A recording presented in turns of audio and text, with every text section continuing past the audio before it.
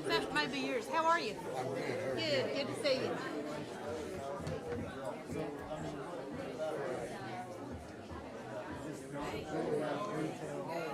We're late. No one. It's time.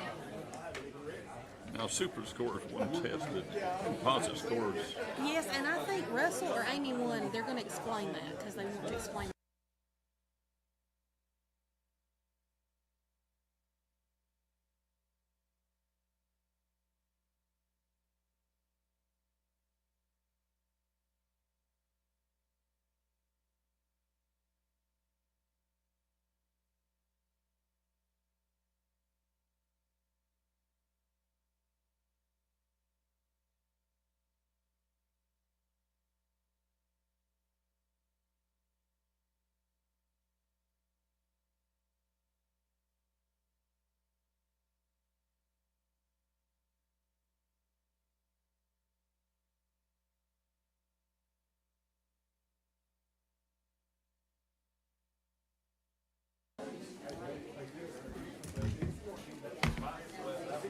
Good presentation to show them up there. Yeah, yes, exactly. I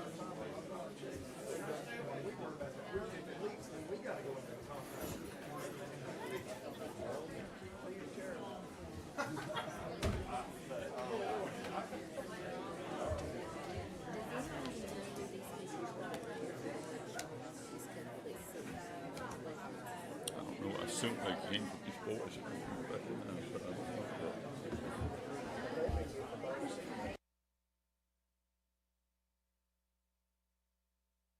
Again, if you can find a place,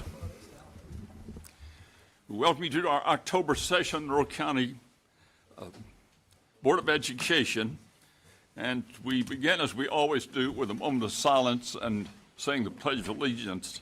Tonight, as we come to our moment of silence, we have two of our board members who have very special needs. Joe's out of town, or getting ready to go out of town.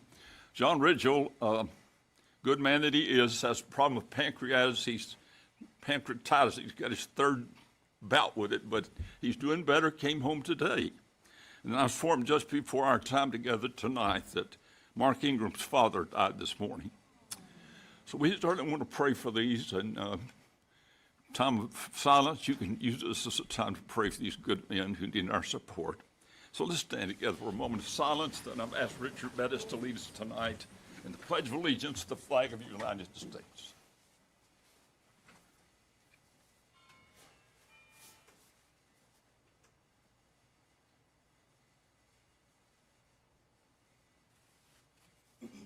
Attention, salute, pledge. I Pledge allegiance to the flag of the United States of America and to the republic for which it stands, one nation, under God, indivisible, with liberty and justice for all. Thank you. You may be seated. Declaration.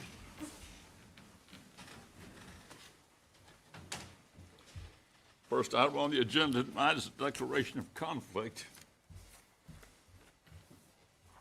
Per Tennessee Code annotated 49-2-202, Board of Education members who have relatives, per the statute, relative means spouse, parent, parent-in-law, child, son-in-law, daughter-in-law, grandparent, grandchild, brother, sister, uncle, aunt, niece, nephew, or any other person who resides in the same household as you, employed of the system, are asked to raise your hands to identify yourself. You certify that the votes you make tonight will be in the best interest of the school system, regardless of the effect that your vote may have upon the employment of your relative or relatives. So please say, I do. 10-9-4, recognition of Tellico Plains High School students, Trooper Peels, Jackson Plemons, National Merit Commended Scholars. Folks, let me tell you, this is a rarity to have somebody who gets a 36 on the ACT. We have two boys from Tellico Plains High School who have achieved an ACT 36. I am so proud of you. I'm so proud, Russell, of your school and the good job y'all are doing there. You know, A lot of people criticize our school system, criticize our teachers, criticize a lot of things. We've got a lot of good things going on. And these are just emblematic of this. Russell, I'm going to recognize you now and let you introduce these two guys to us. And Jackson and Trooper, let me say this. If y'all just take a minute afterwards and kind of tell us what you'd like to do in terms of your future education. I know Trooper's had his hour in MIT, and so Russell, we'll turn it over to you. Brag on these boys for us. Well, I would like to say they're really smart boys. Both of them's been, of course, at Tellico all their high school career, and I've known their parents and stuff for many years before that. Their parents are a big deal of their education, and they're part of it. And I'd like to make sure we don't forget them because they're a big part of this. But it is rare for someone. Both these young men last year, it's the National Merit Scholarship Corporation does the PSAT, and they both took this exam last year. And basically what this means is to be commended, you're the best of the best. Over 1.3 million students took this test, and they were in the top 50,000. So they did really well on that. So they become commended students for National Merit Scholarship Corporation. Then you've already mentioned the ACT. To be a perfect composite score of a 36, you can take the top 1% of the students that take it, which is over 1 million students. There's only 3,041 last school year in 2024. So 3,000 students in the whole United States actually achieved that accomplishment. And if you take the top 1%, it's only a quarter of the 1%. So that's how hard it is to get into that. So it's about one in every many hundreds of people who do that. So I would like to recognize Trooper Peels and Jackson Plemons. Come on up.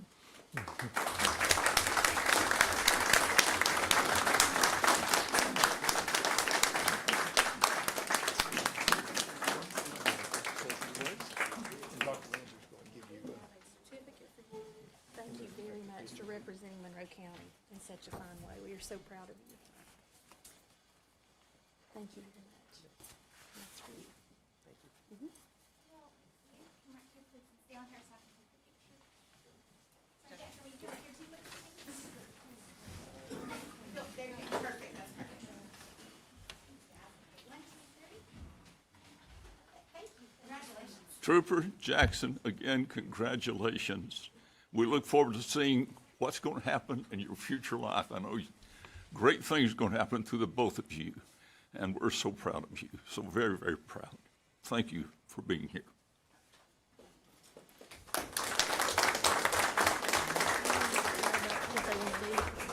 What they want to do for education Sure. after their. Jackson, before you rush off, Dr. Williams wants you to make a speech. No, what? Really, you kind of tell us what your vocational aims are, what you want to do. He told me he wants to go to any school he can get in, but any school he wants to go to, he can get in. I'd like to go to university and get my degree in statistics and then work as an actuary. Thank you. Wonderful. Thank you. Trooper?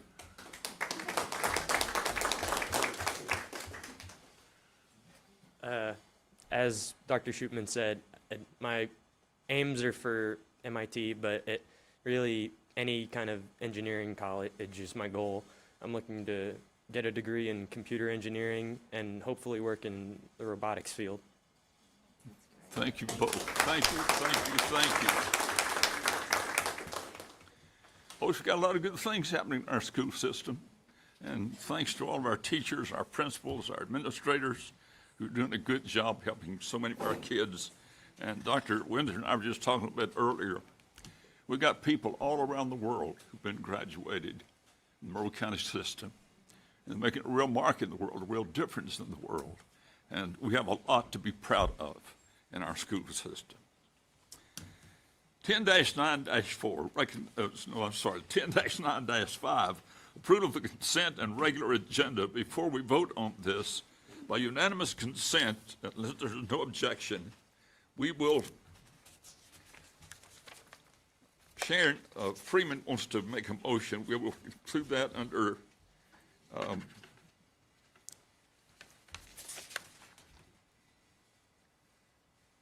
new business. We don't have any, we'll just make that new business, Sharon. We'll recognize you at that point. Does anyone object to that? By unanimous consent, it is so ordered. Now we're ready for either approval or not approval of the consent and regular agenda as amended. What's your pleasure concerning this? I'll make a motion we approve. Thank you, Richard. Is there a second? Second. Thank you, Mitch. We have a motion and a second that we approve the consent and regular agenda. Any question or discussion? All in favor, please say aye. Any opposed, no. And the ayes have it, and the motion carries. 10-9-6, approval of budget amendments. And Casey, we normally call on you at this point. Anything specific we need to know about? Pretty cut and dry this month, so. Okay, thank you. Any questions for Casey? Then what's your pleasure concerning the budget amendments? Motion we approve. Thank you. We have a motion, Brian. Is there a second? Second. Second by Sharon. Now ready for questions, discussion? Motion before us is to approve the budget amendments. All in favor say aye. Any opposed, no. And the ayes have it, and the motion carries. 10-9-7, approval of the minutes of the September 18, 2025 regular board meeting. What's your pleasure concerning approving or not approving the minutes?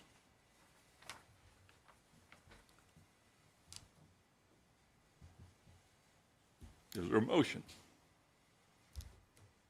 So moved. We have a motion that we approve the minutes. Is there a second? Second. Motion and second. Any question or discussion?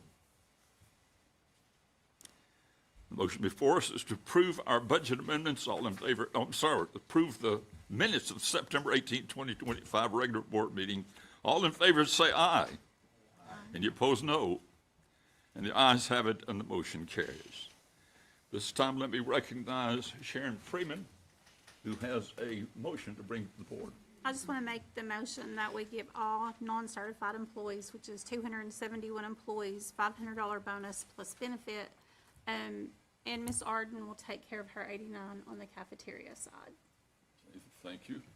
Is there a second to that motion? Second. A motion is a second. Thank you, Freddie. Questions or discussion? Yes.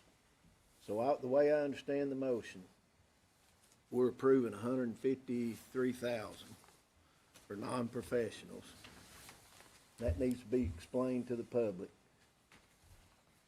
because the teachers got the $2,000 bonus from the governor over the school voucher program. And Sharon, you're wanting to make it right with the non-professionals. Yes. Okay, but this excludes cafeteria workers. Yes, Ms. Arden said she was going to take care of that. Miss Arden has given bonuses for years. I don't know whether she's here or not. If we're going to do this if we're going to do this, we need to do it for everybody. Then at the end of the year, if she's got money left over in her cafeteria budget and wants to give bonuses, that's up to her. But I don't know how we can exclude cafeteria workers from this bonus. Mr. Williams, we're not excluding anyone. She said that she's going to give them the bonus from her budget. They get the bonus every year. They've been getting the bonus when the rest of them had it.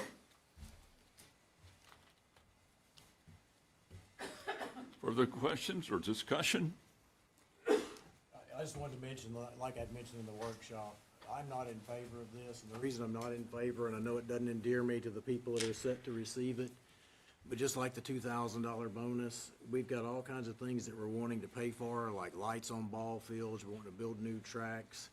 Our expenditures are exceeding our revenues. We'll continue to go in the hole versus what we're bringing in and go and dig into our fund balance. With the greatest respect, I know this is a noble cause and I appreciate it for sure. I just can't support it because it sets a bad precedent. We didn't have it in the budget, and just like, I would have to vote no on this, just like I did before. Thank you, Mitch. Anyone else? And by the way, there was a question came up in the workshop, I looked it up, how much was it gonna cost for the teachers? I think I mentioned the figure, from memory, it was 262,000, it was actually 162,000. So if we do 162 plus the 153, you're talking over $300,000 for these bonuses that were not approved in the budget, by the way. And then if we add the 90 from the cafeteria, like you're referring to, that would be another 54 some odd thousand dollars. Just by the way, that's not in the budget and wasn't pre-approved, so just FYI. Did we make any promises about the budget when we said it? About spending a lot of extra money during the year? I can't remember. Well, It seems as though we Nobody did. else could either. Gail might can remember, but kinda. Any further question or discussion? Mr. Chairman, one quick thing. Yes, sir. There's no way they've got us sitting between a rock and a hard spot if you're out there cafeteria workers. If we vote no, they're gonna say, you know, we done the low people on the totem pole wrong. If we vote yes, cafeteria workers are getting left out because they've always got the bonus, and the bonus has nothing to do with what we're doing tonight. So they've got us between a rock and a hard spot, cafeteria workers, so I'm like him, I'm gonna vote yes for it, but I'm not in agreement of cutting yous out, but you're cut out. Yeah, the other thing, I just have a difficult time justifying in my mind giving something that's not mine to give. That's what I struggle with. Thank you. Any other questions, comments? The motion, Just to clarify, the cafeteria workers are not cut out, right? They're not cut out, no. Just to clarify, Mr. Bettis, Yes. the cafeteria workers have received a bonus for several years. And the reason that I know this is because when we were negotiating these bus contracts and trying to do some things, the most logical thing is what she's been doing. Instead of giving the pay raises, we give a bonus. If we come up a year, we don't have the money, then we don't give a bonus. It was a great idea from Lisa, so they've been getting it. What you're doing here tonight, they got 5% last year, the non-professionals, or more, 5%. What we're doing tonight is giving them $500. You can word it any way you want to. We're cutting the cafeteria workers out. But go ahead. Question. motion before us is to give a $500 bonus for non-certified employees. That's 271 employees for a total of $153,806.05. If you favor this motion, would you please say aye? Roll call. But that's not really the motion. Was it in there about excluding? That's the motion that she made. We're not excluding them, Dean. They're getting the bonus. Read, Sandra, read the exact motion that we're voting on. Mrs. Freeman made a motion that non-certified employees receive a $500 bonus plus benefits and stated that Lisa Arden will pay for food services. Thank you. Call the roll, please. Mitch Avery, No. Richard Bettis, Pass. Joe Cagle, Mr. Chairman, right quick, a pass vote means what? Means come back to me, doesn't it? Not really. Technically, it means no. I'll pass. So that's a no vote. Yes. Okay, Mr. Chairman. Sharon Freeman, Yes. Freddie Kelly, Yes. Ron Kyle, Yes. Lon Schupman, Yes. Dean Williams. Yes. And the motion fails because it takes 6 votes to pass anything. There's 5 favorable votes. Mr. Chairman, I make a motion that we do the $500 bonuses for all non-professionals, including cafeteria workers. That leaves nobody out. What Lisa Arden does, that's my motion. I'm not gonna get into all that. Hear this motion, is there a second to the motion? Second. That's $45,000 more to clarify everybody in here. That puts it up to about 200,000 instead of 150,000, and nobody's left out. Would Lisa be willing to put that 50,000 back in the general fund? That has nothing, my motion has nothing to do with Lisa, because we've not known for years that she was even giving her employees the bonus. That's between her and the cafeteria workers. My motion is, if we're gonna give the non-professionals a bonus, then it needs to include the cafeteria workers. I don't care what Philip does with his employees at the end of the year, or what Lisa does with hers. And this is full-time. With benefits and, sorry to interrupt you. Go ahead. No, with benefits, what was that figure again? With benefits and payroll taxes, that it ramps it up to what? What figure? Because 4,204. 204 total. the motion before us is to extend this to all non-certified employees. If you favor that, would you Roll call. Do we have a second? We did Freddie's second.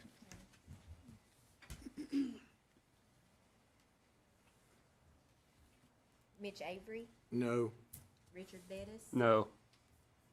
Sharon Freeman, Yes. Freddie Kelly, Yes. Ron Kyle, Yes. Lon Schutman, No. Dean Williams. Yes. And the motion fails. 10-9-8. You all have received a text that contains a letter that our attorney proposes to send to Chuck Cagle, who is the attorney for the Sweetwater School Board. If you all have had time to look at that, is there a motion that we approve him sending this letter? Make the motion. Have a motion, is there a second? I'll second. Thank you, Richard. Mr. Chairman, I call a point of order. And state your point. Okay. 9/18-6. Anyhow, we approved the minutes for the August meetings, 9/18. In that meeting was item number 2, the sale and transfer of Sweetwater High School, which we'll get into the details later. But that's a motion that passed 9-1 regarding the sale of Sweetwater, outlined how to do it and everything. So you've already got a motion to do this. I would say that you have got to rescind this motion before we make another motion to counter what's already been recorded in the minutes that's legal. I don't think that's the case at all. The board can vote to change Well, do they not? what we're call- proposing. That's what this letter does. It's a counteroffer. But does that not include rescinding? You've already got a motion right here that is the same thing as to what he's sending. We had a executive session with our attorney in which he advised us that the best way to do it is to reword it. It says basically the same thing, but to reword it to have a specific amount and then a specific time. That So is, that's what this does, is it empowers him to pass this letter on to the school board in Sweetwater through, or at least for their attorney. Any other question or discussion? which states the same thing as what we're doing. Not quite. Roll call. Any other question or discussion? Motion before us is to empower our attorney to send the proposed counteroffer to the Sweetwater School Board. Sandra? Mitch Avery, Yes. Richard Bettis, Yes. Sharon Freeman. Yes. Freddie Kelly, Yes. Ron Kyle, Yes. Lon Schutman, Yes. Dean Williams. Yes. Mr. Chairman, I would like to make a motion which, for the public, the only difference in the words, anyhow, I want to make a motion that we determine how much these 2 lawyers from the same law firm have charged us from the time this motion right here passed 9-1 till this right here tonight. That's my motion. I'd just like to know what the cost for information. I want it presented at the next board meeting. That's my motion. You've heard the motion that we have an accounting for the attorneys as money expended so far. Both attorneys.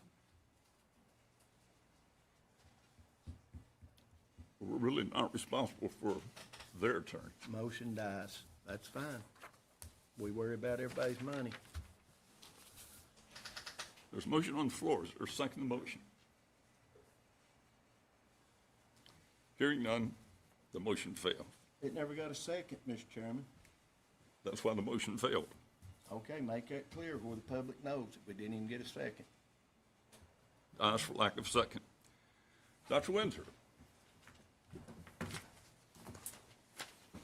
So our October enrollment, as of today, is 4,765 students. September 29th, we kicked off our second Monroe Youth Excellence Program. They had an orientation at Anderson Ridge. 4 seniors from each of our 3 high schools are represented, and we're looking forward to a fantastic year of growth, leadership, and community impact with that group. And I'd like to read the members from each high school. From Sequoia High School, the representatives are Catherine Barger, Quentin Peary, Logan Lee, and Landon Hawkins.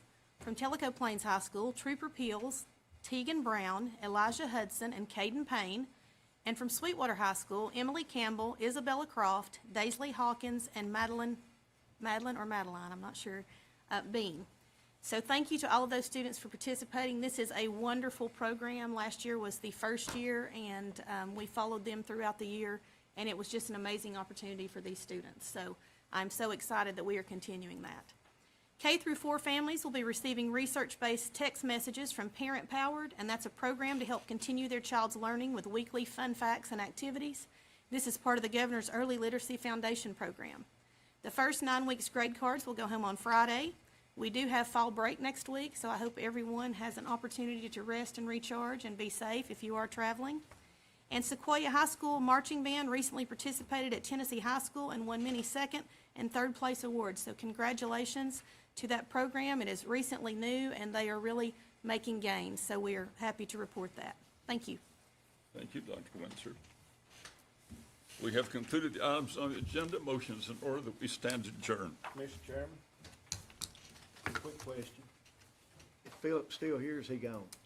Right back there. $3 million roofing project. Can we get an update on that? Which one? Well, we've got 3 going. Can you give us a little update?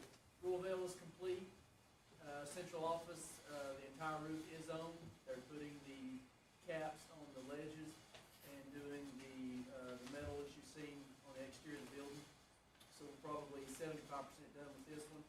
And Sweetwater is, had our pre-construction meeting, and they're developing the timeline for that.